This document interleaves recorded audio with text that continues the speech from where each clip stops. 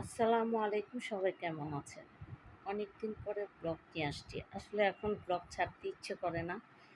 যেহেতু অনেক রিচ কমে গেছে, এঙ্গেজমেন্ট কমে গেছে, সব কিছু লালে গেছে, মনটা অনেক খারাপ হয়ে গেছে। এজন্য কোনো এত কষ্ট করে আমরা ভিডিও তৈরি করি, কোনো ভিডিও আমাদের হয়নি। যাই হোক, আজকে কথা অনেক বললাম। তো আজকে আমি একটা টিকা নিয়ে আসলাম। টিকাগুলা তো দেখলেনই। তো এখন আমি এক টুকরো বুকের মাংস দিয়ে আর ছোট ২ টা আলু দিয়ে আমি আজকে টিকা বানাবো। তো প্রথম আমি এগুলাকে একটু ম্যাশ করে নিলাম। ম্যাশ করে নিয়ে একদম করে নিয়ে তারপর আলুটাকে এখন আমি একটু ম্যাশ করে নেব। তো আলুটাকে আমি একটু ম্যাশ করে নিয়েছি। তো এভাবে আমি প্রায় সময় অনেক করি। তো আজকেও আপনাদের সাথে আমি একটু শেয়ার করলাম যে টিকাটা একটু করি, যেহেতু বাসায় গেস্ট আসবে। তো এই জন্য আজকে একটু শেয়ার করলাম।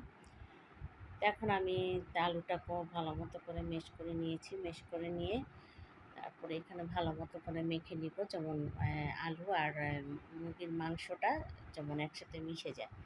তো এখানে আমি কী নিচ্ছি, এখানে পেঁয়াজ বেরেস্তা, কাঁচা পেঁয়াজ, তারপরে আমার হাতে গরম মশলা, লবণ, আদা রসুন, তারপরে এখানে পুদিনা পাতা, লেবুর রস আর একটু চাট মশলা, একটু হলুদ আর একটু মরিচের গুঁড়া।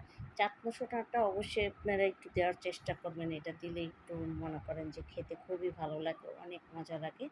তো দিয়ে আমি এখানে পুদিনা পাতাটা আমি দিয়েছি, ধনিয়া পাতাটা দেইনি, আমার ছিল না। আমি আর পুদিনা পাতাটা আমার গাছের ছিল, এই জন্য এখান থেকে দিতে পেরেছি। আর কাঁচামরিচ তো দিলাম। তাই এখানে আমি ঘি দিয়েছিলাম, আপনাকে এটা দেখাতে ভুলে গিয়েছি। তার এখানে আমি একটা ডিম নিয়েছি, ডিমের হলুদ অংশটা নিয়ে নিয়েছি আর সাদা অংশটা রেখে দিয়েছি। যদি প্রয়োজন হয় তাহলে দিব, আর না হলে না দিলেও চলে। তারপর আমি এইভাবে করে সবগুলাকে নিয়ে দিই। তো আমার ছোট্ট একটা বুকের মাংস দিয়ে আর ছোটো আলু দিয়ে প্রায় ১২টার মতন হয়েছে। ১২-১৩টার মতন হয়েছে। তা আমি করে রাখলাম। এখন সবগুলো আমি এভাবে করে বানিয়ে একটু নর্মাল ফ্রিজে রেখে দেবো, যেহেতু বিকালে সন্ধ্যার পরে আমি একটু ভেজে নেব। তো এখন আমি নর্মাল ফ্রিজে নিয়েছি, দিলে একটু মানে এটা সেট হয়ে যায় সুন্দর মতো। তো এখন আমি এটাকে তেলে ভাজার জন্য নিয়ে আসছি।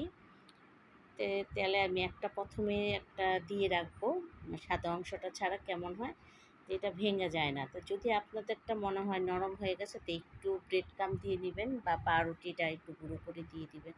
তা আমি ভাবলাম যে সাদা অংশটা কী করবো, ফেলে না দিয়ে, তো সাদা অংশটাকেও কাজে লাগিয়ে দিলাম। তো সাদা অংশটা দিয়েও করলাম। তো আমার ওইটা সাদা অংশটা না দিলেও চলতো, তারপর আমি আর কি এটাকে কাজে লাগালাম আর কি। তো এভাবে সবগুলোই ভেজে নিয়েছি লাল লাল করে। আর এটা যেহেতু এতটা সব কিছুই আলু সিদ্ধ করা, এতটাই করা লাগবে না। তার এইখান দিয়ে আমি পোলাও বসিয়েছিলাম, তা আমি মোরগ পোলাও করেছিলাম। তো মোরগ পোলাওটা আপনাদের সাথে আর এতটা শেয়ার করিনি। আমার মোরগ পোলাও বা তেহারির অনেক রেসিপি আমার চ্যানেলে দেওয়া আছে অনেক।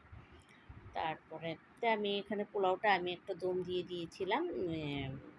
দম দিয়ে তারপরে এখন দেখুন, দম দিয়ে রাখার পর এখন ঢাকনা উঠিয়ে তারপর দেখলাম না, এটা ভালো হয়ে গেছে, তো মানে সুন্দর মতো হয়েছে। তো এখন আমি এটা যেহেতু খাওয়ার পালা, তো এখন আমি রাত্রে এখানে দিলাম। তো এখানে আমি আবার মুরগি ভাজা করেছিলাম, মুরগির ফ্রাইটা আমি সুন্দর করে ম্যারিনেট করে রেখে এগুলো করেছি। তারপরে এখানে সব কিছুই, সবাই ভালো থাকবেন। আল্লাহ হাফেজ।